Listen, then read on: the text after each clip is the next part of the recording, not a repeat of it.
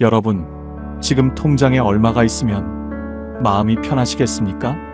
한번 솔직하게 숫자를 떠올려 보세요. 1억입니까? 3억입니까? 5억입니까? 그 숫자를 떠올리는 순간 혹시 가슴이 쿵 내려앉지 않으셨습니까? 그 숫자가 없기 때문에, 혹은 그 숫자가 있어도 여전히 불안하기 때문에. 오늘은 70대 이후에 통장에 얼마의 돈이 있으면 충분한지, 당장 여러분이 준비해야 할 3가지에 대해서 확실히 알려드리겠습니다. 끝까지 들으시면 이 모든 해답을 알게 되실 겁니다. 심리학에서 흥미로운 실험을 하나 했습니다. 사람들에게 노후에 얼마가 있으면 충분하겠냐고 물었습니다. 그랬더니 거의 모든 사람이 지금 가진 것보다 딱 2배쯤 더 있으면 충분할 것 같다고 답했습니다. 1,000만 원 있는 사람은 2천만 원, 1억 있는 사람은 2억, 5억 있는 사람은 10억. 그런데 그 2배를 가진 사람에게 다시 물으면 또 2배를 말합니다. 이 실험은 미국, 유럽, 아시아 여러 나라에서 반복됐는데 결과가 놀랍도록 똑같았습니다. 어느 나라 사람이든 얼마를 가졌든 항상 지금보다 2배가 있으면 충분할 것 같다고 말했습니다. 이것이 무엇을 뜻합니까? 충분함의 기준이 통장에 있는 것이 아니라는 것입니다. 그 기준은 우리 마음속에 있습니다. 그리고 마음이 바뀌지 않으면 아무리 채워도 늘 비어 있습니다. 심리학자들은 이것을 쾌락 적응이라고 부릅니다. 사람은 무엇을 가져도 금방 익숙해지고 다시 더 많은 것을 원하게 된다는 것입니다. 처음 텔레비전을 샀을 때의 기쁨이 얼마나 같습니까? 처음 냉장고를 바꿨을 때의 설렘이 얼마나 같습니까? 금방 당연해졌습니다. 돈도 꼭 이렇습니다. 이것은 여러분 탓이 아닙니다. 인간이라면 누구나 가진 본능입니다. 그런데 그 본능을 알아챈 사람과 모르는 사람의 노후는 완전히 달라집니다. 비유를 하나 들어드릴게요. 물이 새는 양동이를 상상해 보십시오. 바닥에 구멍이 뚫린 양동이에 아무리 물을 부어도 가득 찰 수가 없습니다. 계속 붓고 또 붓지만 늘 바닥이 보입니다. 처음에는 열심히 붓습니다. 그런데 아무리 부어도 줄어드는 것을 보면 불안해집니다. 더 빨리, 더 많이 붓습니다. 그래도 양동이는 가득 차지 않습니다. 지쳐갑니다. 그래도 멈출 수가 없습니다. 가득 차지 않으면 안 될 것 같은 두려움 때문에. 불안한 마음으로 돈을 쌓는 것이 꼭 이 양동이와 같습니다. 구멍, 즉 불안의 근본을 막지 않으면 아무리 많은 돈을 부어도 언제나 부족합니다. 반면 구멍을 막은 양동이는 조금만 부어도 찰랑거립니다. 살살 출렁입니다. 넘칠 것 같은 기분이 듭니다. 오늘 이 시간이 여러분 마음속 양동이의 구멍을 함께 막는 시간입니다. 그리고 그 방법을 알고 나면 통장의 숫자가 지금과 똑같아도 마음이 달라집니다. 그것을 오늘 함께 확인해 드리겠습니다. 경상북도 안동에 사는 76세 이수님 어르신은 통장에 딱 1,200만 원이 있습니다. 매달 25일 국민연금과 기초연금을 합쳐 74만 원이 들어옵니다. 주변에서는 그 돈으로 어떻게 사냐고 합니다. 걱정 어린 눈으로 바라보는 사람도 있고 모른 척 슬쩍 눈을 돌리는 사람도 있습니다. 그런데 이분은 한 번도 돈 때문에 밤잠을 못 잔 적이 없다고 합니다. 냉장고에는 늘 된장찌개 재료가 있고 마당 한켠에는 고추 몇 포기가 자라고 있습니다.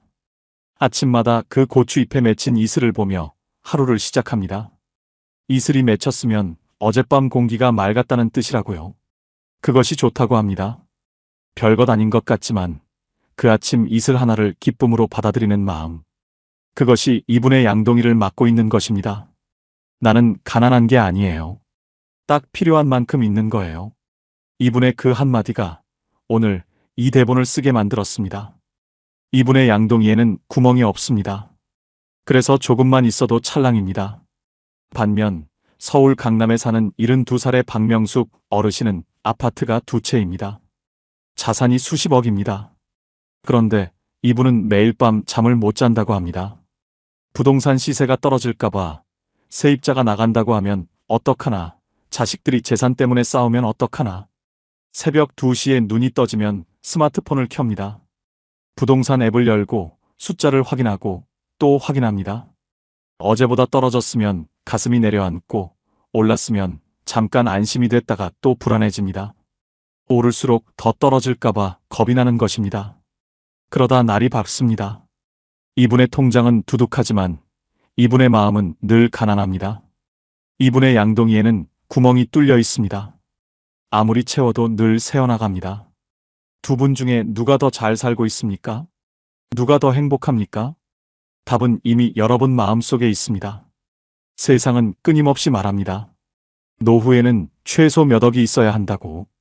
그 숫자가 어느 순간 3억이 됐다가 5억이 됐다가 어떤 전문가는 열억도 부족하다고 합니다. 그런데 저는 오늘 그 숫자에 조용히 반론을 제기하고 싶습니다. 그 숫자는 누가 만든 것입니까? 불안을 파는 사람들이 만든 것입니다. 진짜 노후는 숫자로 살 수 없습니다. 진짜 노후는 태도로 삽니다. 그것을 오늘 함께 확인해 드리겠습니다. 먼저 현실적인 숫자부터 짚어드리겠습니다. 걱정을 먼저 덜어드리고 싶어서입니다. 2025년 기준으로 기초연금 단독가구 최대 수령액은 월 34만 2천 원입니다. 2025년 국민연금 전체 수급자의 월 평균 수령액은 약 67만 원입니다. 두 가지를 합치면 한 달에 100만 원 안팎이 됩니다.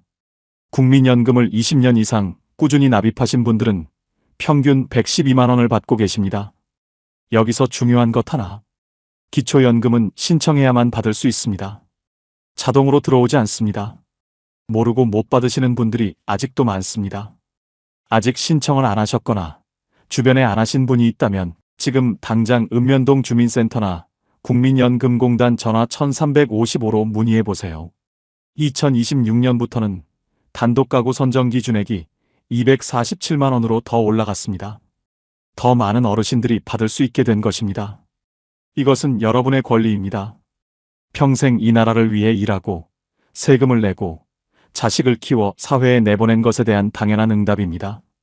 부끄러운 것이 아닙니다. 당당하게 받으셔도 됩니다. 보건복지부 노인실태조사에 따르면 혼자 사는 어르신의 한 달 실제 생활비는 평균 80만 원에서 100만 원 사이입니다.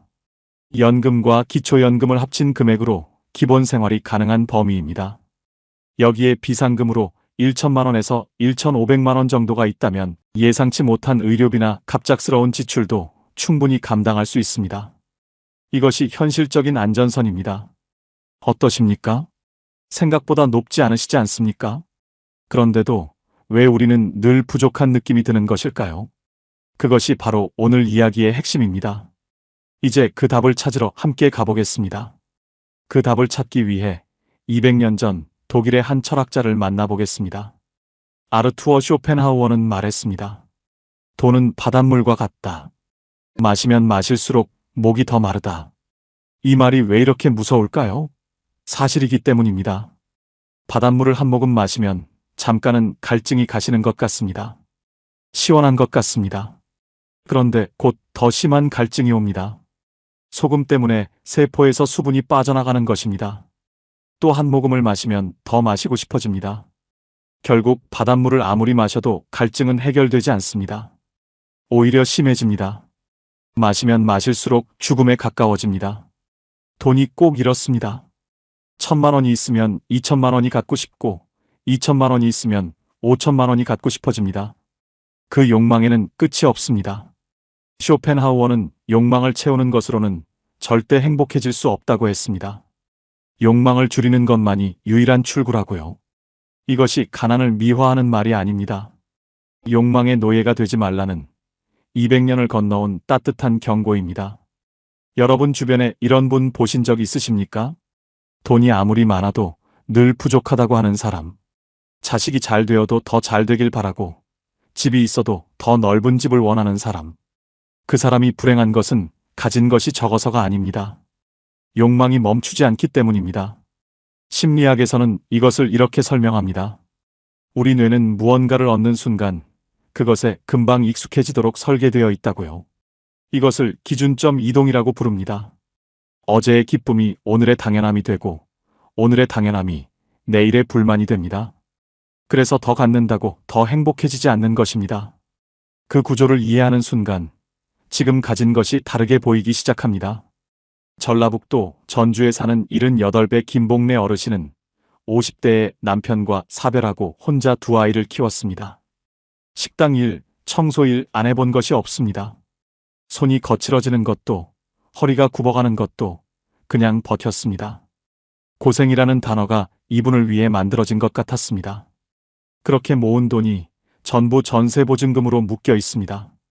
따로 노후 준비라고 할 만한 것이 없습니다. 그런데 이분이 요즘 가장 많이 하는 말이 있습니다. 지금이 내 인생에서 제일 편해요.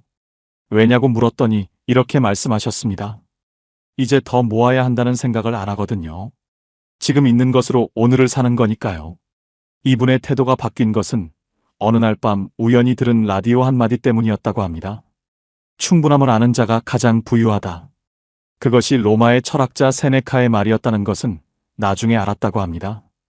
그 말 한마디가 이분의 밤을 바꿨습니다.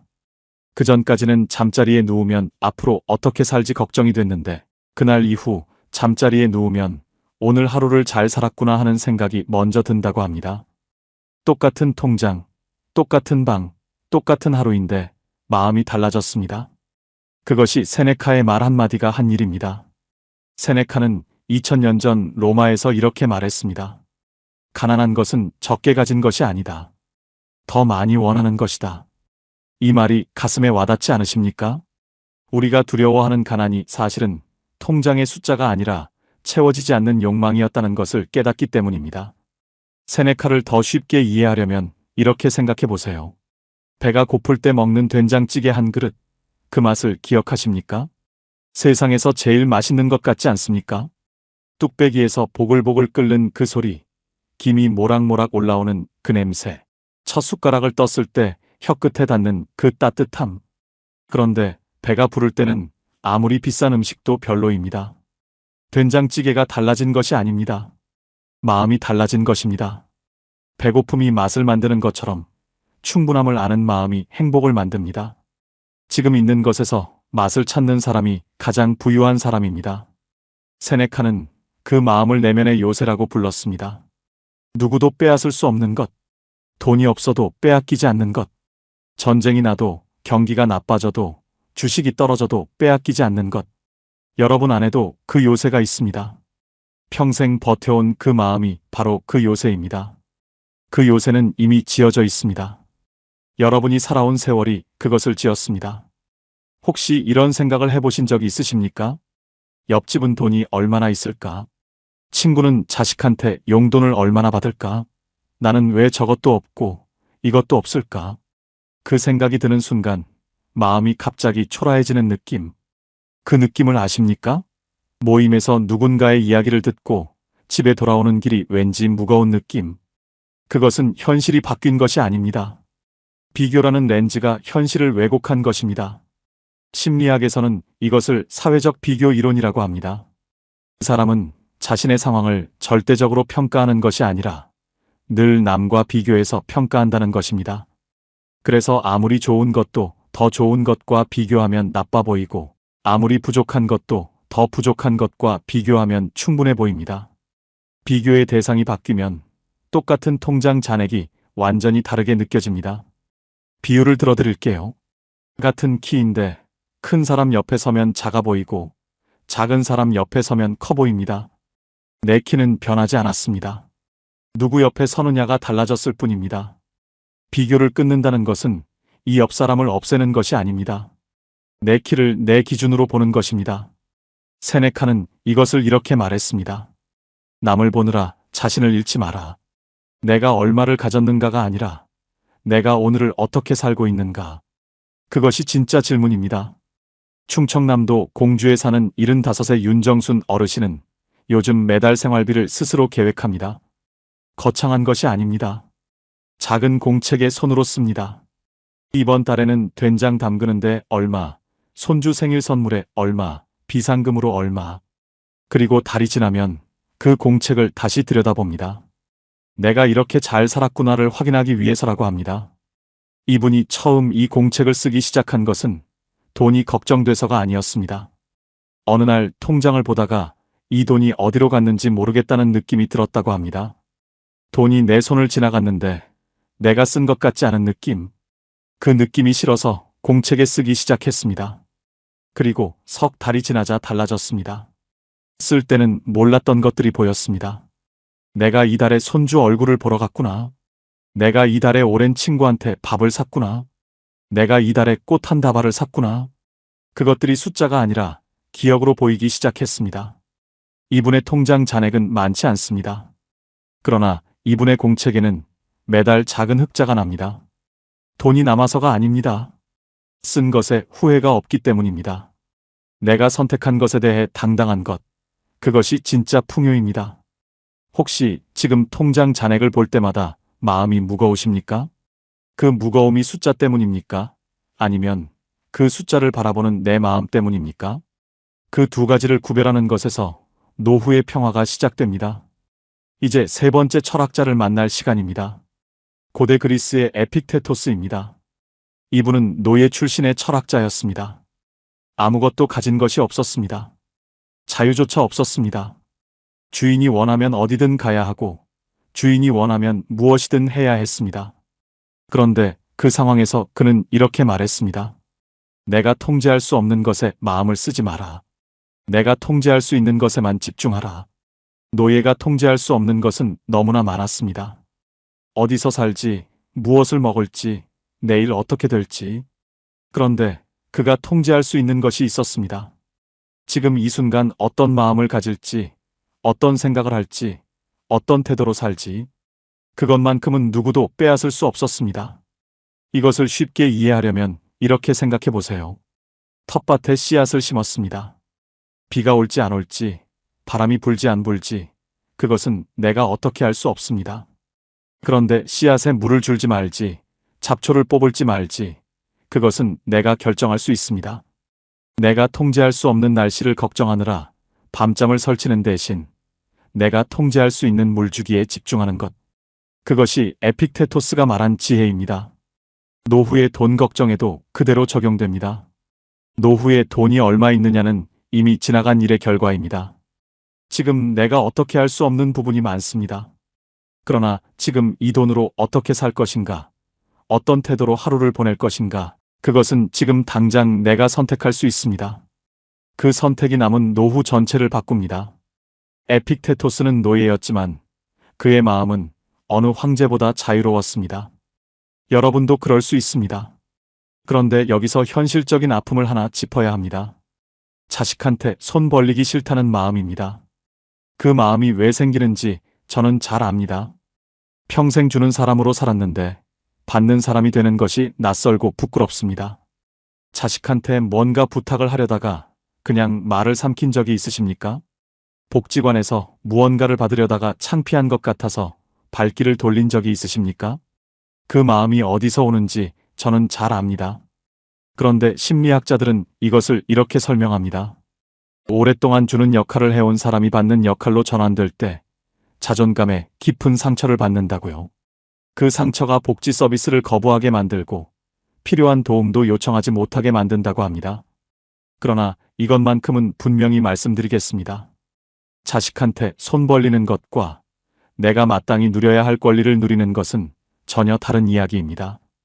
2026년 기준 기초연금 단독가구 선정 기준액이 247만 원으로 올랐습니다. 더 많은 어르신들이 받을 수 있게 됐습니다. 동네 복지관에서 점심을 드시는 것도, 노인 맞춤 돌봄 서비스를 이용하시는 것도 창피한 일이 아닙니다. 에픽테토스는 말했습니다. 존엄은 가진 것에서 오는 것이 아니라 자신이 옳다고 생각하는 것을 당당하게 행하는 데서 온다고. 당당하게 신청하는 것, 그것이 가장 현명한 선택입니다. 그리고 가장 용감한 선택입니다. 강원도 강릉에 사는 76의 최순자 어르신은 작년부터 동네 복지관에서 점심을 먹습니다. 처음에는 친구한테도 말을 못했습니다. 왠지 부끄러운 것 같아서요. 복지관 앞을 지나다가 들어갈까 말까 며칠을 망설였다고 합니다.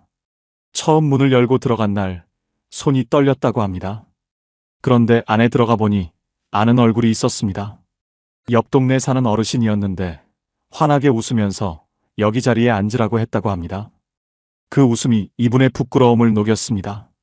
석 달이 지나면서 생각이 달라졌다고 합니다. 복지관에서 만난 어르신들이 이분보다 훨씬 당당하게 살고 있었거든요. 거기서 친구도 생겼고 웃음도 생겼습니다. 지금 이분은 복지관 점심시간을 하루 중 가장 기다린다고 합니다. 밥값을 아끼는 게 아니에요. 사람이 생긴 거예요. 돈을 아낀 것이 아니라 삶을 얻은 것입니다. 그것이 진짜 풍요입니다. 그 용기 있는 첫걸음이 이분의 노후를 바꿨습니다. 이제 마지막으로 돈보다 더 소중한 자산에 대해 이야기하겠습니다. 쇼펜하우어는 인간의 행복을 세 가지로 나눴습니다. 비유로 설명해 드릴게요. 첫 번째는 나무의 뿌리입니다. 자신이 어떤 사람인가, 즉 건강과 기질과 마음의 풍요입니다. 두 번째는 나무의 열매입니다. 자신이 무엇을 가졌는가, 즉 재산입니다. 세 번째는 나무의 그늘입니다. 타인에게 어떻게 보이는가, 즉 명예와 평판입니다. 그리고 그는 단호하게 말했습니다. 뿌리가 튼튼해야 열매도 맺히고 그늘도 생긴다고. 뿌리가 썩으면 열매가 아무리 많아도 곧 떨어지고 그늘이 아무리 넓어도 곧 말라버린다고. 뿌리, 즉 내 건강과 마음이 압도적으로 가장 중요하다고. 그런데 우리는 평생 순서를 거꾸로 살았습니다. 그늘, 즉 타인의 시선을 가장 많이 신경 쓰고 열매인 재산을 두 번째로 중요하게 여기고 정작 뿌리인 내 건강과 마음은 마지막으로 챙겼습니다. 남들 눈에 어떻게 보일까를 먼저 생각하고 얼마를 더 모을까를 두 번째로 생각하고 오늘 내 마음이 괜찮은지는 생각할 틈이 없었습니다. 70을 넘긴 지금 이 순서를 되돌릴 수 있습니다. 아니, 되돌려야 합니다. 오늘 내 몸이 괜찮은지, 내 마음이 평온한지 그것을 첫 번째로 챙기는 것. 그것이 남은 노후를 가장 현명하게 사는 방법입니다. 그리고 그 방법은 돈이 한 푼도 들지 않습니다. 부산 해운대에 사는 77의 장금순 어르신은 50대에 큰 사업 실패를 겪었습니다. 모든 것을 잃었습니다. 집도, 돈도, 사람들의 시선도. 함께 일하던 사람들이 등을 돌렸고 오랜 친구들도 연락이 끊겼습니다. 그때 이분이 유일하게 지킨 것이 있습니다. 매일 아침 일찍 일어나는 것, 밥을 제때 먹는 것, 그리고 하루에 한 번 바다를 보는 것. 화려한 것이 아닙니다. 거창한 것이 아닙니다. 그냥 그 세 가지였습니다. 그 세 가지가 이분을 살렸다고 합니다. 바다를 보면서 이분은 생각했다고 합니다. 저 바다는 내가 망해도 변하지 않는구나. 저 파도는 내 사정을 알지 못하는구나. 그런데 그게 오히려 위로가 됐다고 합니다. 세상이 나를 중심으로 돌아가지 않는다는 것. 그것이 서럽기도 하지만 동시에 해방이었다고 합니다. 돈은 없어도 하루를 살 수 있어요. 그런데 마음이 무너지면 하루도 못 살아요. 지금 이 어르신은 작은 원룸에 살지만 매일 새파랗게 멋진 아침 바다를 봅니다. 그 바다가 이분의 가장 큰 자산입니다. 그리고 그 자산은 누구도 빼앗아갈 수 없습니다. 경기가 나빠져도 세금이 올라도 자식이 어떻게 해도 그 바다는 그 자리에 있습니다. 세네카는 죽기 직전 이런 말을 남겼습니다. 내가 가진 시간이 내 전 재산이다. 여러분에게도 오늘이 있습니다. 내일이 있습니다. 모레가 있습니다. 그 시간이 전 재산입니다. 그 재산을 두려움으로 채우지 마십시오. 오늘의 된장찌개 냄새로, 창가의 햇볕으로, 마당의 고추잎에 맺힌 이슬로, 잠들기 전 조용한 마음으로 채우십시오. 그것으로 충분합니다. 그것이 쇼펜하우어가 말한 뿌리이고, 세네카가 말한 내면의 요새이고, 에픽테토스가 말한 자유입니다. 자, 지금까지 함께 이야기를 나눴습니다. 오늘 핵심을 세 가지로 정리해 드릴게요. 첫째, 노후에 필요한 돈은 생각보다 많지 않습니다. 2025년 기준 기초연금 최대 월 34만 2천 원, 국민연금 평균 월 67만 원, 두 가지를 합치면 100만 원 안팎이 됩니다. 비상금 1,000만 원에서 1,500만 원이 있으면 기본 안전망은 갖춰집니다. 그리고 아직 기초연금을 신청하지 않으셨다면 이 영상을 보고 나서 바로 1355에 전화해 보십시오. 숫자에 겁먹지 마십시오. 둘째, 돈이 얼마냐가 아니라 돈을 대하는 태도가 노후를 결정합니다. 쇼펜하우어의 바닷물처럼 채우려 할수록 갈증만 커집니다. 양동이의 구멍을 막는 것, 충분함을 아는 것, 그것이 진짜 노후 준비입니다. 셋째, 돈보다 더 소중한 자산은 내 몸의 건강, 내 마음의 평온, 그리고 오늘 하루를 내가 선택하는 힘입니다. 그것은 통장에 없습니다. 지금 이 순간 내 안에 있습니다. 뿌리가 튼튼한 나무는 어떤 바람에도 쓰러지지 않습니다. 여러분 안의 뿌리를 먼저 돌봐주십시오. 이번 주 안에 딱 한 가지만 해보십시오. 지금 내가 가진 것을 종이에 써보는 것입니다. 통장 잔액이 아니어도 됩니다. 오늘 먹은 따뜻한 밥, 오늘 들어온 햇볕, 오늘 전화할 수 있는 사람 한 명, 오늘 아침 창밖에서 들린 새소리. 그것을 써놓고 가만히 읽어보십시오. 그것이 여러분의 진짜 자산 목록입니다. 그리고 그 목록을 보면서 이렇게 말해보십시오. 나는 이미 충분히 가졌다. 나는 이미 충분히 살아왔다. 그 말 한마디가 세상 어떤 재테크보다 강력한 노후 준비입니다. 그 말을 한 사람의 마음속 양동이에 오늘부터 구멍이 막힙니다. 이 영상을 끝까지 보고 계신 여러분께 조용히 여쭤보고 싶습니다. 오늘 이 시간 동안 마음속에서 무언가가 조금 움직이셨습니까? 어쩌면 오래 꽉 쥐고 있던 것을 살짝 내려놓는 느낌이 드셨을 수도 있고, 아니면 이미 알고 있었지만 누군가 말해주기를 기다리던 것을 오늘 확인하셨을 수도 있습니다. 어느 쪽이든 괜찮습니다. 그 느낌 자체가 이미 시작입니다. 여러분은 평생 돈을 벌기 위해 살았습니다. 아침 일찍 일어나 가족 밥을 챙겼고, 허리가 아파도 일했고, 내 것을 쓰는 것이 낭비인 것 같아서 항상 마지막 순서에 자신을 두었습니다. 그렇게 살아온 세월이 여러분의 몸에, 손에, 눈가에 주름에 새겨져 있습니다. 그 새김 하나하나가 얼마나 소중한 것인지 어쩌면 정작 여러분 자신은 모르고 계실 수 있습니다. 그런데 오늘 쇼펜하우어가 말했습니다. 뿌리가 가장 중요하다고. 세네카가 말했습니다. 충분함을 아는 자가 가장 부유하다고. 에픽테토스가 말했습니다. 내가 선택할 수 있는 것에 집중하라고. 세 사람이 각자 다른 시대, 다른 나라에서 살았지만 결국 같은 말을 하고 있습니다. 진짜 부유함은 통장 안에 없다고. 그것은 지금 이 순간 내가 나를 어떻게 대하느냐에 달려 있습니다. 통장 잔액이 얼마이든 오늘 아침 창가에 햇볕이 들었다면 그것으로 충분합니다. 따뜻한 된장찌개 한 그릇을 먹을 수 있다면 그것으로도 충분합니다. 이 영상을 끝까지 들을 수 있는 귀가 있다면 그것으로 충분합니다. 그 충분함을 아는 것, 그것이 쇼펜하우어가 말한 뿌리이고, 세네카가 말한 내면의 요새이고, 에픽테토스가 말한 진짜 자유입니다. 그 자유는 이미 여러분 안에 있습니다. 오늘 이 순간부터 꺼내 쓰시면 됩니다. 댓글로 여러분의 이야기를 들려주세요. 오늘 이 영상을 보면서 마음속에서 가장 크게 울림이 온 말이 무엇이었는지, 혹은 지금 이 순간 내 통장이 아닌 내 삶에서 가장 소중한 것이 무엇인지 한 줄로 나눠주세요. 여러분의 소중한 댓글 한 줄이 지금 혼자 돈 걱정에 잠 못 이루는 누군가의 밤을 따뜻하게 밝혀줄 것입니다. 오늘도 끝까지 함께 해주셔서 진심으로 감사드립니다. 황금노후는 여러분의 행복한 노년을 위해 평생 응원하겠습니다. 지금까지 황금노후였습니다. 노후에 얼마가 있어야 충분할까요? 이 질문을 한 번이라도 해보신 분들, 아마 이 영상을 보고 계신 분들 대부분이실 겁니다. 노후 자금 얼마가 필요하다는 기사를 읽으면 가슴이 철렁하고, 친구 모임에서 누가 부동산 이야기라도 꺼내면 왠지 모르게 불편해집니다. 새벽에 잠이 깨면 머릿속에서 자꾸 숫자 계산이 시작됩니다. 통장에 얼마가 남았고, 한 달에 얼마가 나가고, 이 돈이 몇 년을 버텨줄까? 그 계산이 끝나지 않은 채 날이 밝습니다. 아침을 먹으면서도, 산책을 하면서도, 텔레비전을 보면서도 그 불안은 배경처럼 깔려 있습니다. 조금만 더 있으면 괜찮을 텐데, 조금만 더 있으면 마음이 편할 텐데.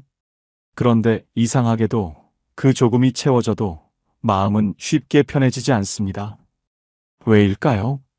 노후 자금 10억이 있어도 불안한 사람이 있고, 월 100만 원으로 평온하게 사는 사람이 있습니다. 그 차이는 돈이 아닙니다. 오늘 이 이야기는 돈을 더 모으는 법이 아닙니다. 지금 가진 돈으로 더 잘 사는 법입니다. 그리고 더 나아가 돈이 결코 만들어줄 수 없는 것들이 70 이후의 삶에서 얼마나 중요한지에 대한 이야기입니다. 끝까지 들으시면 새벽에 눈이 떠졌을 때 숫자, 계산 대신 다른 생각을 하게 되실 겁니다. 자, 시작하겠습니다. 함께 천천히 들어가 보겠습니다. 경상남도 진주에 사는 71세 김복순 씨는 새벽마다 스마트폰을 봅니다. 잠이 깨면 제일 먼저 하는 일이 은행 앱을 열어서 잔고를 확인하는 것입니다. 남편이 돌아가신 지 5년이 됐고 딸 하나는 서울에, 아들 하나는 부산에 살고 있습니다. 두 자녀가 매달 조금씩 용돈을 보내주고 남편이 남긴 작은 금액의 연금이 나옵니다. 먹고 사는데 지장은 없습니다. 그런데 새벽마다 잔고를 확인하는 습관은 멈추지 않습니다. 김복순 씨는 이렇게 말했습니다. 돈이 없어서 불안한 게 아닌 것 같아요. 그냥 불안한 거예요. 근데 그 불안이 돈 걱정처럼 느껴지는 거예요. 이 말 속에 오늘 이야기의 핵심이 들어 있습니다. 돈 걱정이 커지는 진짜 이유. 첫 번째는 돈을 안전의 상징으로 여기는 습관입니다. 우리 세대는 가난을 경험한 세대입니다. 어릴 때 먹을 것이 없었던 기억, 돈이 없어서 아픈 가족을 제때 병원에 못 데려간 기억, 돈 때문에 하고 싶은 것을 포기해야 했던 기억. 그 기억들이 우리 안에 아주 깊이 새겨져 있습니다. 그래서 돈은 단순한 숫자가 아닙니다. 돈은 생존의 상징이고, 안전의 상징이고, 두려움으로부터 나를 지켜주는 방패입니다. 그 등식이 평생 작동해 왔습니다. 돈이 있으면 안전하고, 돈이 없으면 위험하다. 그런데 70이 넘어서도 그 등식이 그대로 작동하고 있는 것입니다. 실제로 지금 당장 굶을 처지가 아닌데도 몸속 어딘가에 새겨진 그 오래된 두려움이 새벽마다 통장 잔고를 확인하게 만드는 것입니다. 이것은 의지의 문제가 아닙니다. 평생 살아온 방식의 문제입니다. 그러나 이제는 그 등식을 조금 느슨하게 풀어볼 때가 됐습니다. 두 번째 이유는 비교에서 오는 상대적 빈곤감입니다. 절대적으로 부족한 것이 아닌데도 부족하게 느껴지는 것. 그것이 상대적 빈곤감입니다. 모임에 나가면 누군가는 해외여행 이야기를 하고 누군가는 자녀가 집을 사줬다는 이야기를 합니다. 뉴스에서는 노후 자금으로 몇 억이 필요하다는 이야기가 나옵니다. 그 숫자들과 나의 현실을 비교하는 순간 충분했던 것이 갑자기 부족해 보입니다. 오늘 아침 따뜻하게 밥을 먹었고 몸에 큰 이상이 없고 지낼 집이 있는데도 비교는 언제나 우리를 가난하게 만듭니다. 내가 가진 것을 보는 것이 아니라 내가 갖지 못한 것을 보게 만들기 때문입니다. 그리고 그 비교는 70이 넘어서도 멈추지 않습니다. 오히려 더 예민해지기도 합니다. 세 번째 이유는 미래에 대한 통제 욕구입니다. 앞으로 얼마나 더 살지 모르니까라는 말. 이 말 속에는 불확실성에 대한 두려움이 담겨 있습니다. 인간은 원래 통제할 수 없는 것을 두려워합니다. 언제 아플지, 얼마나 더 살지, 어떤 일이 생길지, 이 모든 것이 불확실합니다. 그래서 그나마 숫자로 확인할 수 있는 통장 잔고에 집착하게 됩니다. 돈이 많으면 그 불확실성을 조금이라도 통제할 수 있을 것 같은 느낌이 들기 때문입니다. 하지만 돈은 미래를 통제해주지 않습니다. 돈은 선택지를 늘려줄 뿐입니다. 그리고 진짜 불안, 즉 언젠가는 죽는다는 사실, 언제 아플지 모른다는 사실은 아무리 많은 돈이 있어도 사라지지 않습니다. 그 진실을 받아들이는 것이 돈 걱정으로부터 자유로워지는 첫걸음입니다. 네 번째 이유는 돈이 없으면 사랑받지 못할 것 같다는 두려움입니다. 이것은 많은 분들이 의식하지 못하는 감정입니다. 하지만 자식에게 짐이 될까봐 걱정하는 마음, 용돈을 받을 때 자존심이 상하는 느낌, 손자에게 용돈을 못 줄 때 느끼는 미안함. 이 모든 감정의 뿌리에는 돈 없는 나는 사랑받을 자격이 없는 것 아닐까라는 두려움이 있습니다. 그리고 이것은 우리 세대가 살아온 방식과 깊이 연결되어 있습니다. 주는 것이 사랑이고 베푸는 것이 존재의 증명이었던 시대를 살아왔기 때문입니다. 그런데 이제 더 이상 주기 어려운 나이가 됐을 때 그 역할이 흔들리면서 불안이 커지는 것입니다. 하지만 생각해 보세요. 자식이 여러분을 사랑하는 것은 여러분의 통장 잔고 때문이 아닙니다. 여러분이 여러분이기 때문입니다. 그 사실을 믿는 연습이 필요합니다.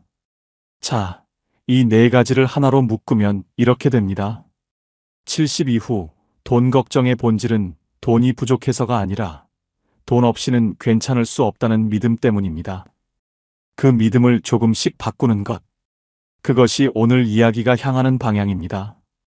그렇다면 돈이 만들어줄 수 없는 것들, 그러나 70 이후의 삶을 진짜로 풍요롭게 만들어주는 것들은 무엇일까요?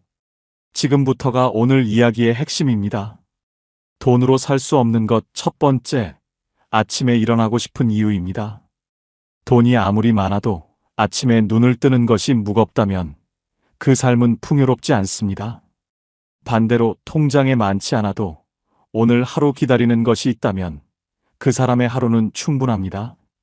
기다리는 것이 거창할 필요는 없습니다. 매주 화요일 오전에 같이 걷는 친구, 손자가 다음 주에 온다는 사실, 지금 읽고 있는 소설의 다음 장, 저녁에 보기로 한 드라마 한 편. 이런 작고 소박한 기다림이 아침을 열어줍니다. 루틴이 있는 사람은 돈이 많지 않아도 하루를 살아갑니다. 루틴이 없는 사람은 돈이 많아도 아침이 무겁습니다. 70 이후의 삶에서 가장 먼저 만들어야 할 것은 통장 잔고가 아니라 오늘 하루를 살고 싶게 만드는 작은 이유들입니다. 그 이유들이 쌓이면 삶이 됩니다. 돈으로 살 수 없는 것 두 번째, 나를 있는 그대로 봐주는 한 사람입니다. 돈이 많고 집이 넓어도 아무도 없는 저녁은 춥습니다. 반대로 작은 방 하나에 살아도 진심으로 내 이야기를 들어주는 사람이 한 명 있다면 그 삶은 따뜻합니다. 70 이후의 관계는 숫자가 아니라 깊이입니다. 연락처에 사람이 아무리 많아도 진짜로 전화할 수 있는 사람이 없다면 그것은 외로움입니다. 돈이 있으면 편의를 살 수 있습니다. 맛있는 것을 먹고 좋은 곳에 다닐 수 있습니다. 하지만 새벽에 가슴이 먹먹할 때 전화할 수 있는 사람은 돈이 만들어주지 않습니다. 그것은 평소에 쌓아온 관계가 만들어줍니다. 지금 내 주변에 그런 사람이 한 명이라도 있다면 그것은 어떤 통장 잔고보다 귀한 자산입니다.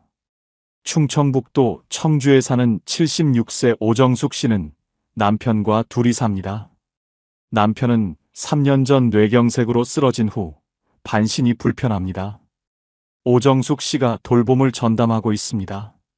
노후 자금이 넉넉하지 않고 딸이 보내주는 작은 돈과 국가지원금으로 생활합니다. 누가 봐도 넉넉하지 않은 처지입니다. 그런데 오정숙 씨는 이렇게 말합니다. 남편이 아침에 눈을 떴을 때 나를 보고 웃어요. 그 웃음이 나한테는 전부예요. 돈 걱정이 없냐면 거짓말이지만 그 웃음 때문에 오늘도 살아요. 이 한마디가 돈으로 살 수 없는 것의 정체를 정확히 보여줍니다. 그 웃음은 돈이 만들어준 것이 아닙니다. 40년 넘게 함께 살아온 세월이 만들어준 것입니다. 돈으로 살 수 없는 것 세 번째, 몸이 허락하는 오늘 하루입니다. 돈으로 좋은 병원에 갈 수 있고 좋은 약을 먹을 수 있습니다. 그것은 사실입니다. 하지만 돈이 건강 그 자체를 살 수는 없습니다. 지금 이 순간 두 발로 걸을 수 있다는 것, 밥을 맛있게 먹을 수 있다는 것, 바람을 느낄 수 있다는 것. 이것들은 돈이 주는 것이 아닙니다. 몸이 주는 것입니다. 그리고 이것이 얼마나 귀한 것인지는 잃어봐야 합니다. 아직 잃지 않았다면 지금 누리고 있는 것입니다. 70이 되면 몸의 고마움을 이전보다 더 자주 느끼게 됩니다. 무릎이 조금 아파도 걸을 수 있다는 것, 눈이 침침해도 이렇게 영상을 볼 수 있다는 것, 그 하나하나가 사실은 대단히 소중한 것들입니다. 오늘 하루 몸이 허락해준 것들에 감사하는 마음, 그것이 돈이 줄 수 없는 풍요입니다. 돈으로 살 수 없는 것 네 번째, 쓸모 있다는 느낌입니다. 앞서 돈 걱정의 이유 중에 돈이 없으면 쓸모 없어지는 것 같다는 두려움이 있다고 말씀드렸습니다. 그런데 흥미로운 것은 실제로 쓸모 있다는 느낌은 돈과 별로 관계가 없다는 것입니다. 복지관에서 어르신들에게 노래를 가르치는 74세 할머니는 강사비를 거의 받지 않습니다. 하지만 수업이 끝나고 어르신들이 박수를 칠 때 그 느낌은 어떤 통장 잔고로도 살 수 없습니다. 손자에게 된장찌개 만드는 법을 가르쳐주는 75세 할아버지는 그 시간에 돈을 받지 않습니다. 하지만 손자가 할아버지 된장찌개가 제일 맛있어요 라고 말할 때 그 뿌듯함은 돈이 만들어주지 않습니다. 쓸모 있다는 느낌은 역할에서 옵니다. 그리고 그 역할은 돈이 많아야 가질 수 있는 것이 아닙니다. 지금 내가 있는 자리에서 지금 내가 가진 것으로 누군가에게 작은 도움이 되는 것. 그것이 쓸모입니다. 돈으로 살 수 없는 것 5번째. 지금 이 순간의 평온입니다. 쇼펜하우어는 이런 말을 남겼습니다. 부는 바닷물과 같아서 마실수록 갈증이 난다고. 돈도 마찬가지입니다. 더 많이 가질수록 더 많이 갖고 싶어집니다. 1억이 있으면 2억이 있으면 좋겠고 2억이 있으면 5억이 있으면 좋겠습니다. 그 끝은 없습니다.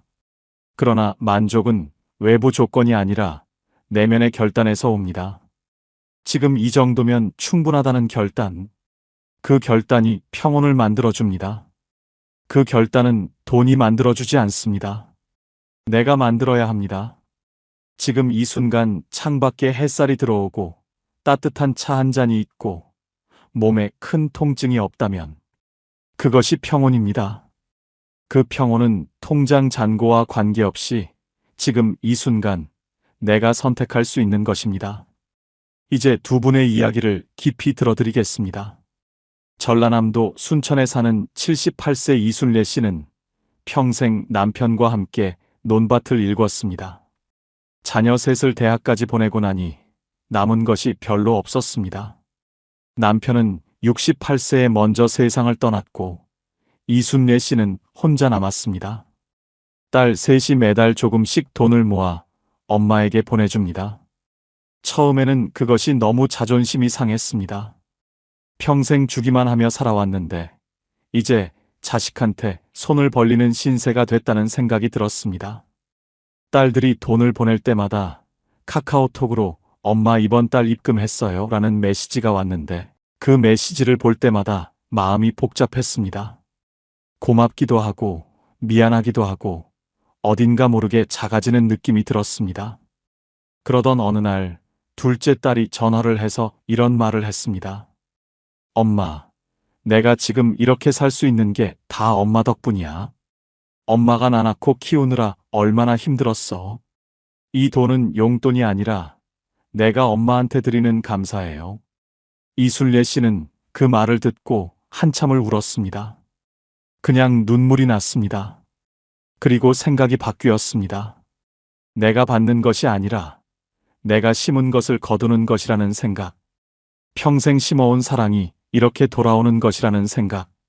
그날 이후 이순례 씨는 딸의 입금 메시지를 볼 때 더 이상 마음이 복잡하지 않습니다. 그냥 고맙습니다.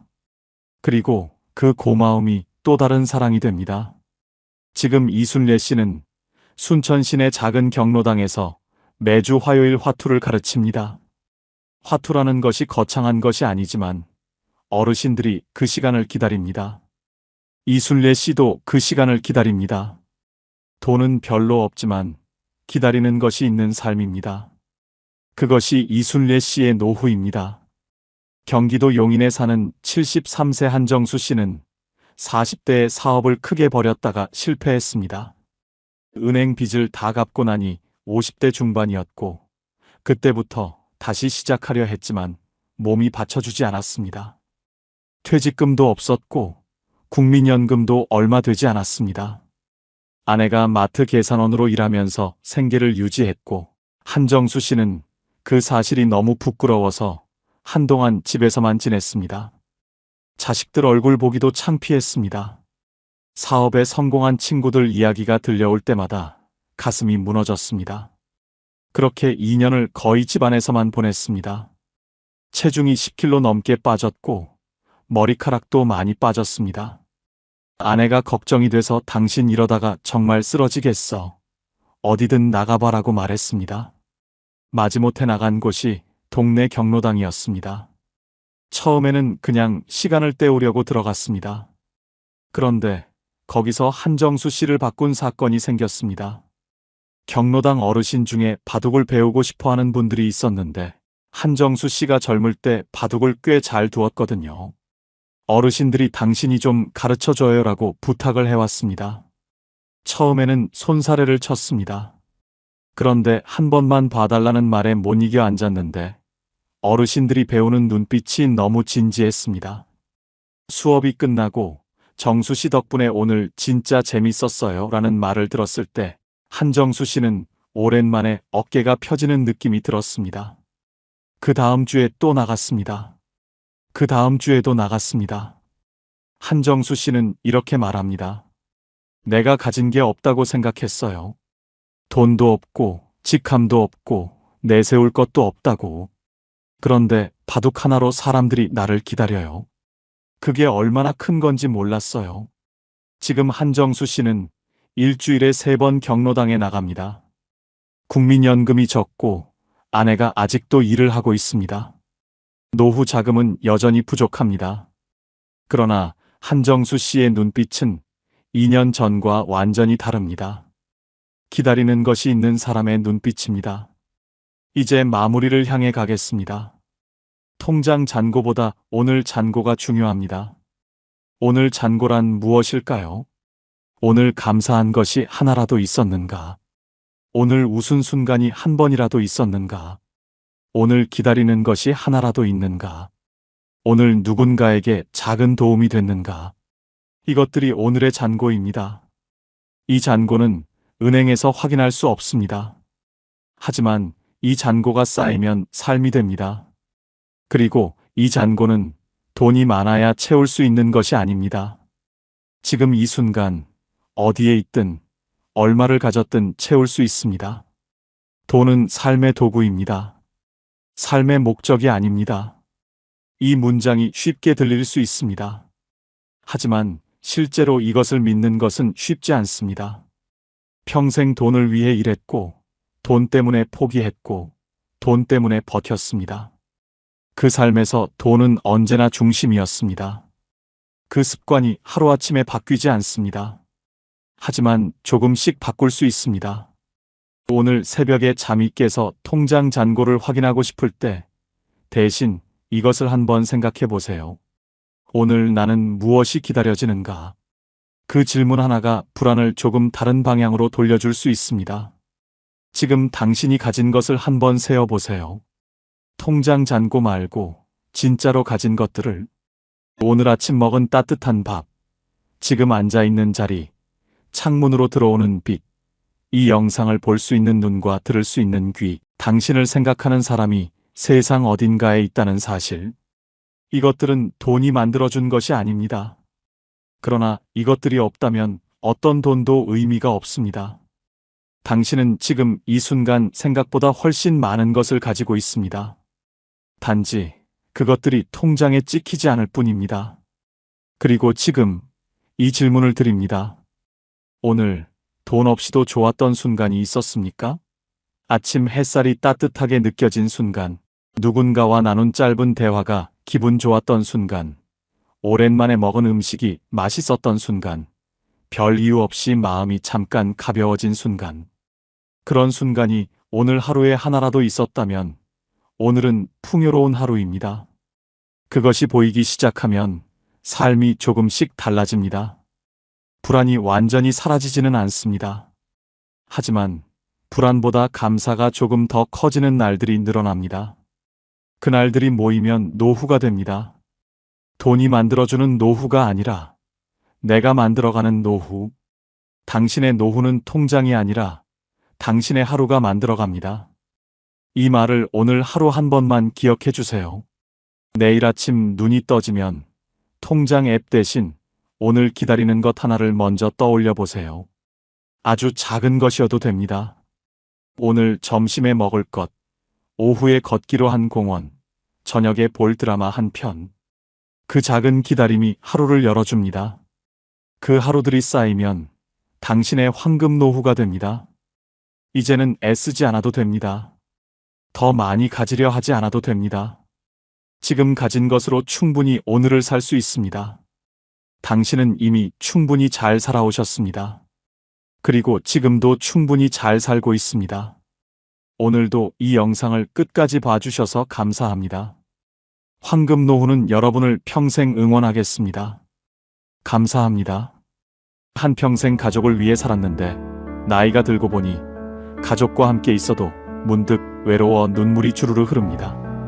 아무 이유도 없이 밥상 앞에서, 거실에서, 손자들이 떠드는 소리 속에서 내가 왜 이러나 싶어 얼른 고개를 돌리셨던 적이 있으십니까? 그게 이상한 것이 아닙니다. 함께 있다고 행복한 것이 아니기 때문입니다. 진짜 나로 살지 못할 때 사람은 사람들 속에서 가장 외롭습니다. 통계청 국민 삶의 질 보고서에 따르면 삶에 만족한다고 답한 노년층은 단 29.9%에 불과했습니다. 가족과 함께 살면서도 행복하지 않은 분들이 그 안에 얼마나 많이 계신지 모릅니다. 그런데 오늘 한 가지 놀라운 이야기를 드리려 합니다. 혼자 산다는 것이 외롭고 쓸쓸한 것이 아니라 어쩌면 인생에서 처음으로 진짜 나로 살 수 있는 시간이라는 것. 105세까지 사신 김형석 철학자 선생님이 이런 말씀을 남기셨습니다. 나는 70세가 넘어서야 처음으로 진짜 자유로워졌습니다. 비로소 나 자신으로 살기 시작했으니까요. 혼자 사는 노년이 더 축복인 진짜 이유 5가지. 끝까지 보시면 여러분의 인생관이 바뀔 것입니다. 자, 지금 시작하겠습니다. 경북 안동에 사는 이금순 씨, 올해 73살입니다. 이분의 이야기가 오늘 이 시간의 시작입니다. 남편이 세상을 떠난 것은 68살 때였습니다. 갑작스러운 이별이었습니다.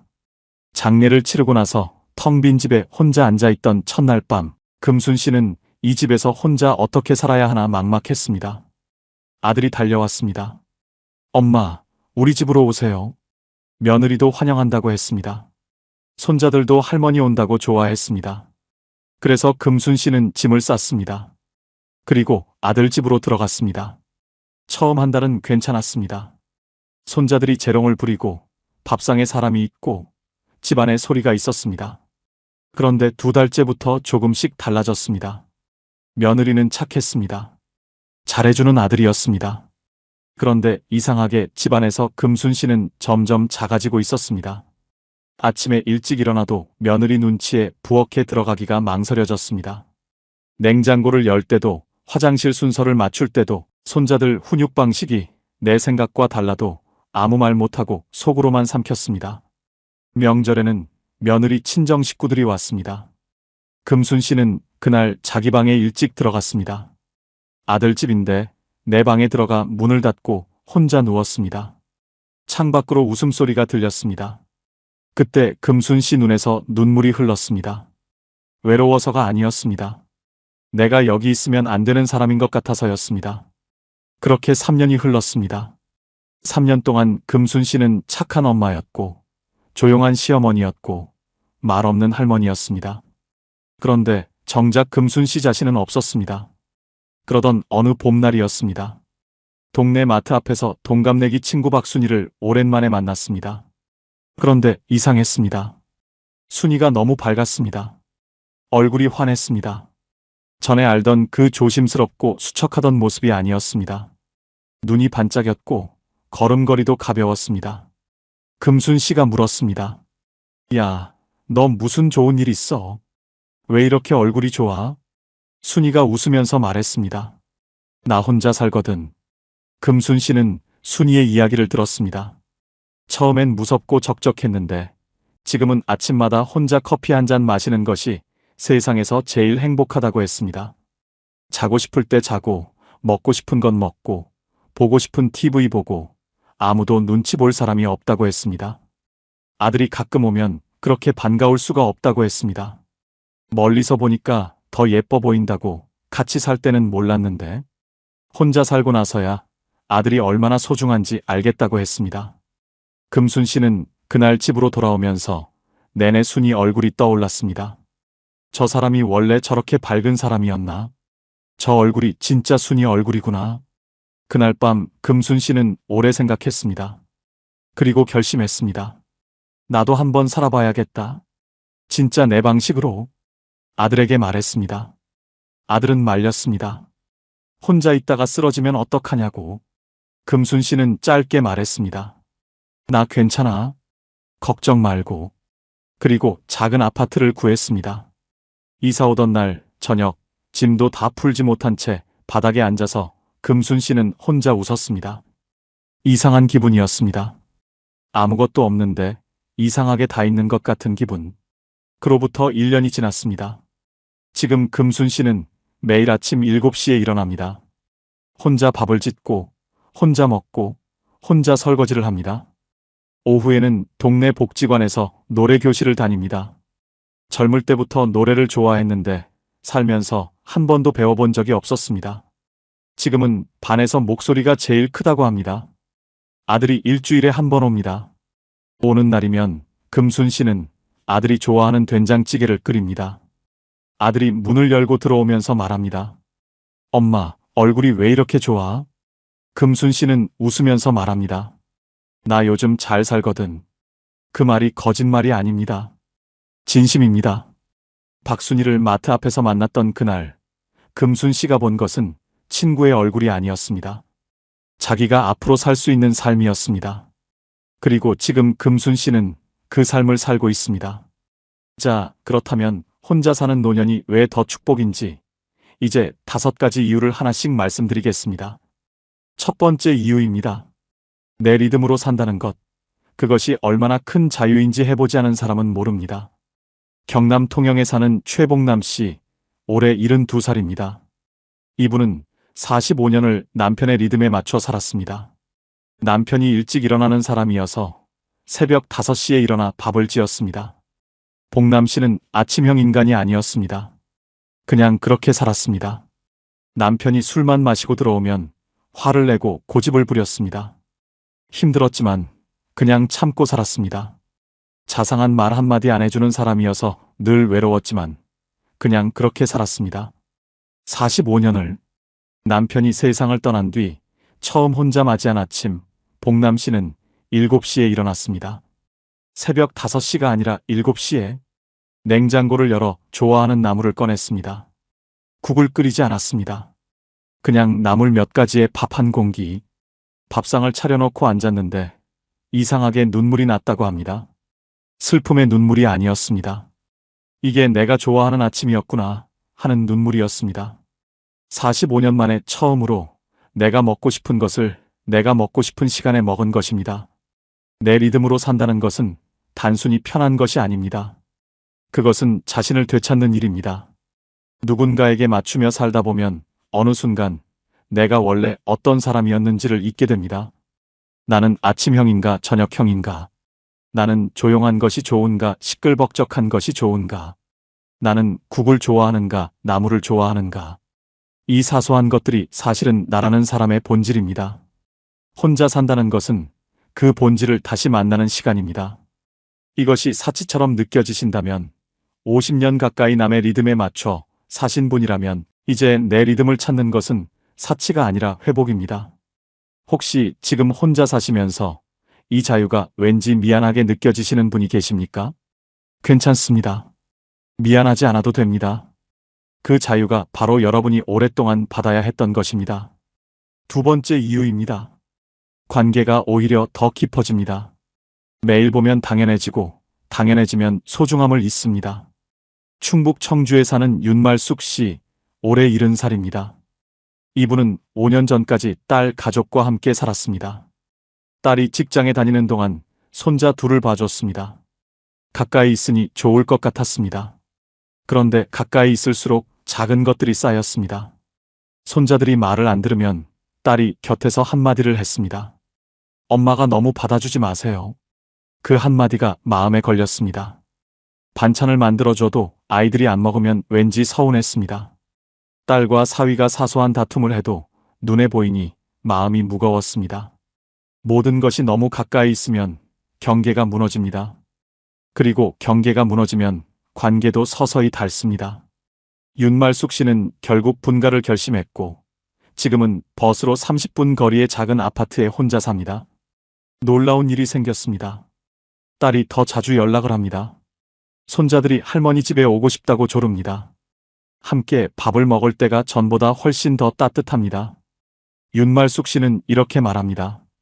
같이 살 때는 딸이랑 매일 봤는데 왜 그렇게 서먹했는지 몰라요. 지금은 일주일에 한 번 보는데 볼 때마다 반가워요. 같이 사는 것이 사이를 가깝게 하지 않습니다. 보고 싶을 때 보는 것이 사이를 가깝게 합니다. 매일 보면 당연해집니다. 당연해지면 감사함이 사라집니다. 감사함이 사라지면 관계는 서서히 식습니다. 반면 거리가 생기면 만남이 소중해집니다. 전화 한 통이 반가워집니다. 같이 먹는 밥 한 끼가 특별해집니다. 일본의 저명한 노년학자 히노하라 시게아키 박사는 말했습니다. 가장 건강한 노년의 관계는 적당한 거리에서 깊은 온기를 주고받는 것이다. 가까이 있되 붙어 있지 않는 것. 그것이 오히려 더 오래, 더 깊게 사랑할 수 있는 방법입니다. 지금 혼자 사시면서 자식과 멀어지는 것 같아 불안하신 분이 계십니까? 멀어지는 것이 아닙니다. 더 오래 사랑할 수 있는 거리를 만드는 것입니다. 세 번째 이유입니다. 혼자 있어야 비로소 나를 만납니다. 소음이 없어야 내 안의 소리가 들립니다. 전북 전주에 사는 임순예 씨, 올해 69살입니다. 이분은 평생 조용히 살았습니다. 말이 많은 편이 아니었고 혼자 있는 것을 좋아했지만 그럴 틈이 없었습니다. 아이들이 있었고 남편이 있었고 시댁 식구들이 있었고 이웃들이 있었습니다. 집안에 늘 누군가가 있었고 늘 무언가를 해야 했습니다. 혼자가 된 첫 해는 솔직히 힘들었습니다. 집이 너무 조용했습니다. 밥을 혼자 먹는 것이 적적했습니다. TV를 켜놓고 소리라도 들어야 덜 외로웠습니다. 그런데 1년이 지나면서 달라지기 시작했습니다. 그 조용함이 조금씩 편안해졌습니다. 소음이 없어지자 오랫동안 들리지 않던 소리가 들리기 시작했습니다. 내 안의 소리였습니다. 어릴 때 좋아했던 뜨개질이 다시 하고 싶어졌습니다. 결혼하고 나서는 손댈 시간이 없었는데 문득 실과 바늘이 그리워졌습니다. 동네 문화센터에 뜨개질 수업이 있다는 걸 알고 등록했습니다. 처음에는 손이 서툴렀습니다. 그런데 코를 하나씩 떠가는 동안 마음이 차분해지는 것을 느꼈습니다. 3달 뒤에는 손자에게 줄 목도리를 완성했습니다. 손자가 그 목도리를 목에 두르고 학교에 가는 모습을 보면서 임순례 씨는 오랫동안 느끼지 못했던 뿌듯함을 느꼈습니다. 이분은 말합니다. 혼자 있으니까 내가 뭘 좋아하는지 알겠더라고요. 사람들이 많을 때는 그런 생각 자체를 못했어요. 심리학에서는 이것을 자기인식이라고 합니다. 자신이 무엇을 좋아하고 무엇을 싫어하고 무엇을 할 때 살아있다는 느낌이 드는지를 아는 것. 그런데 이 자기인식은 혼자 있는 시간이 있어야 자랍니다. 늘 누군가와 함께 있고 늘 무언가를 해야 하는 환경에서는 자신을 들여다볼 틈이 없습니다. 혼자 사는 노년은 그 틈이 생기는 시간입니다. 어쩌면 인생에서 처음으로 진짜 나 자신을 만날 수 있는 시간입니다. 오랫동안 묻어두었던 것이 있으십니까? 젊을 때 하고 싶었지만 미뤄온 것이 있으십니까? 조용한 지금 이 시간이 그것을 꺼낼 수 있는 가장 좋은 때입니다. 네 번째 이유입니다. 건강을 내가 주도할 수 있습니다. 몸의 주인이 다시 나 자신이 됩니다. 강원도 강릉에 사는 박옥희 씨, 올해 74살입니다. 이분은 자녀 집에서 함께 살던 시절 건강관리를 제대로 못했습니다. 아이들이 늦게 자는 집이어서 덩달아 늦게 잤습니다. 손자들 입맛에 맞춰 요리하다 보니 짜고 단 음식을 같이 먹게 됐습니다. 며느리가 출퇴근을 해야 해서 아침에 손자 등교 준비를 도왔고 그러다 보니 아침 운동을 나갈 시간이 없었습니다. 몸이 알아서 맞춰지는 것 같았지만 사실은 서서히 무너지고 있었습니다. 허리가 더 자주 아팠고 혈압이 오르내렸고 잠을 자도 개운하지 않았습니다. 혼자 나와 살기 시작하면서 가장 먼저 한 일은 수면 시간을 고정한 것이었습니다. 10시에 자고 6시에 일어났습니다. 아무도 방해하지 않았습니다. 두 번째로 한 일은 밥상을 바꾼 것이었습니다. 짠 것을 줄이고 채소를 늘리고 좋아하는 나물을 마음껏 먹었습니다. 세 번째로 한 일은 아침 산책이었습니다. 매일 아침 6시 반에 집을 나서서 해변을 30분씩 걸었습니다. 강릉 바다는 계절마다 다른 얼굴을 가지고 있었습니다. 1년이 지나자 허리 통증이 줄었습니다. 혈압이 안정됐습니다. 아침에 일어나면 개운했습니다. 주치의가 물었습니다. 요즘 뭘 달리하셨어요? 수치가 많이 좋아졌네요. 박옥희 씨는 말했습니다. 혼자 살기 시작했어요. 세계보건기구가 발표한 건강한 노화 지침에 따르면 규칙적인 수면, 균형 잡힌 식사, 꾸준한 신체 활동이 노년 건강을 결정하는 가장 핵심적인 세 가지라고 합니다. 그런데 이 세 가지는 모두 내가 스스로 결정할 수 있을 때 가능합니다. 누군가에게 맞춰 살면 이 세 가지 중 하나도 제대로 지키기 어렵습니다. 혼자 산다는 것은 내 몸의 주인이 다시 나 자신이 된다는 것입니다. 지금 여러분의 하루에서 수면과 식사와 운동을 스스로 결정하고 계십니까? 그 세 가지를 내 손으로 챙기는 것, 그것이 가장 현실적인 건강 비결입니다. 5번째 이유입니다. 외로움과 고독은 다릅니다. 그리고 고독을 즐길 줄 아는 사람이 가장 단단합니다. 대전에 사는 한미숙 씨, 올해 71살입니다. 혼자 살기 시작한 첫 해, 주변 사람들이 자꾸 물었습니다. 외롭지 않아요?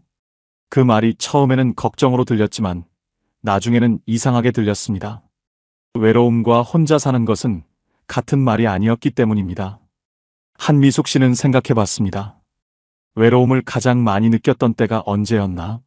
놀랍게도 가장 외로웠던 때는 혼자 있을 때가 아니었습니다.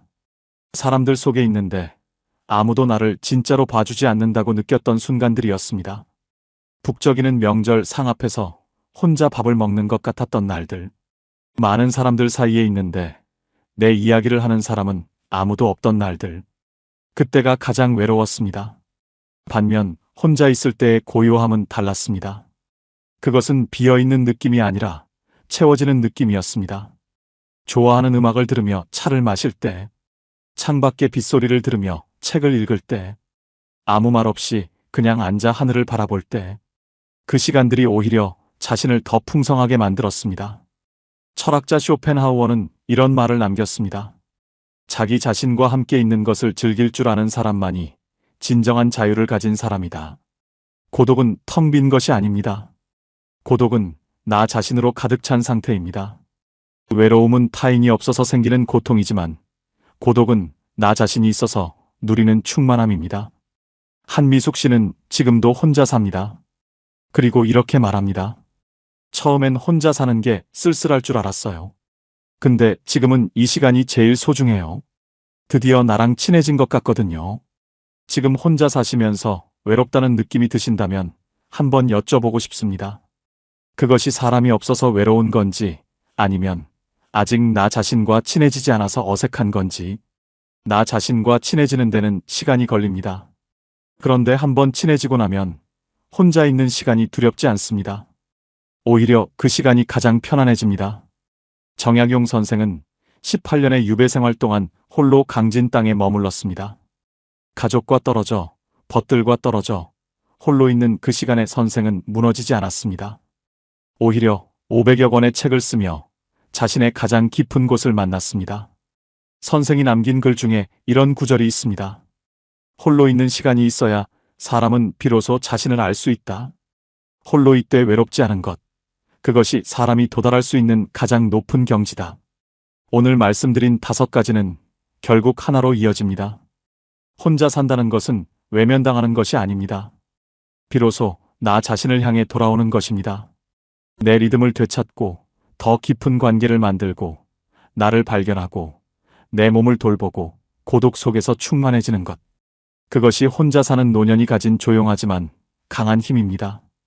이금순 씨는 오늘도 아침 7시에 혼자 밥상을 차립니다. 좋아하는 된장찌개에 나물 반찬. 아무도 눈치 볼 사람이 없습니다.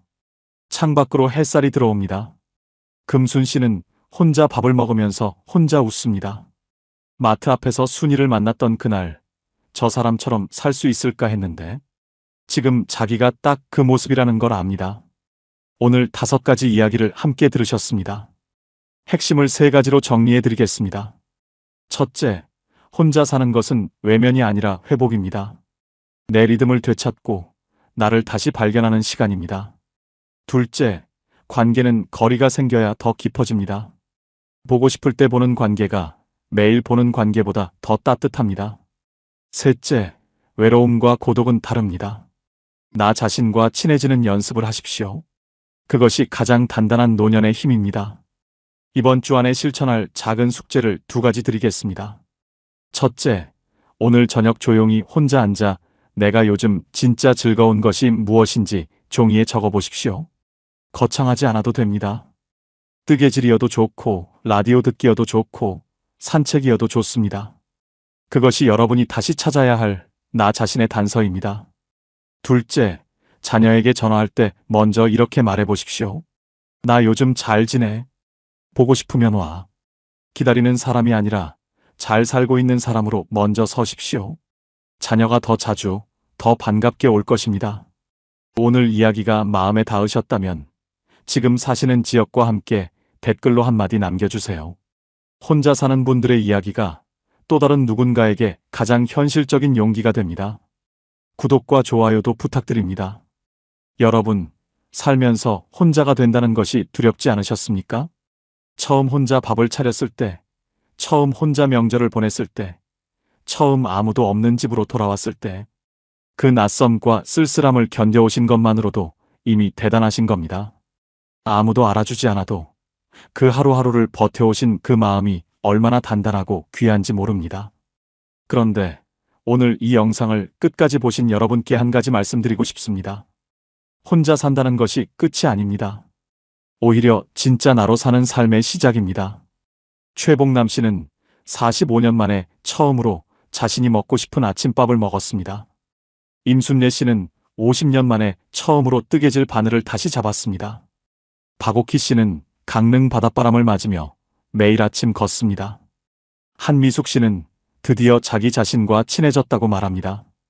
그리고 이금순 씨는 오늘도 혼자 밥상 앞에서 웃고 있습니다. 그분들이 찾아낸 행복은 누가 가져다 준 것이 아니었습니다. 혼자 있는 그 시간 속에서 스스로 찾아낸 것이었습니다. 오늘만큼은 조용히 스스로에게 말해보세요. 나는 혼자이지만 외롭지 않다. 나는 지금 나를 위해 살고 있다. 그 말이 아직 어색하게 느껴지신다면 괜찮습니다. 매일 조금씩 친해지면 됩니다. 자기 자신과 친해지는데 늦은 나이는 없습니다.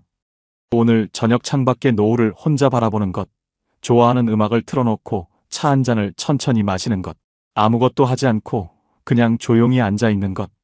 그 작은 순간들이 쌓여 여러분만의 단단하고 따뜻한 삶이 됩니다. 여러분, 살면서 이렇게 많이 참고, 이렇게 많이 맞춰주고, 이렇게 오래 뒤로 물러서며 사셨습니다. 그 세월이 얼마나 깊고 무거운 사랑이었는지 모릅니다. 이제는 그 사랑을 자기 자신에게도 주셔도 됩니다. 혼자이기에 가능한 삶이 있습니다. 혼자이기에 더 깊어지는 하루가 있습니다. 여러분은 지금 그 삶을 살고 계십니다. 부끄러워하지 마세요. 당당하게 나를 위해 오늘 하루도 잘 살아가셔도 됩니다. 여러분의 내일은 오늘보다 반드시 더 따뜻하고 빛날 것입니다. 지금까지 황금노후였습니다.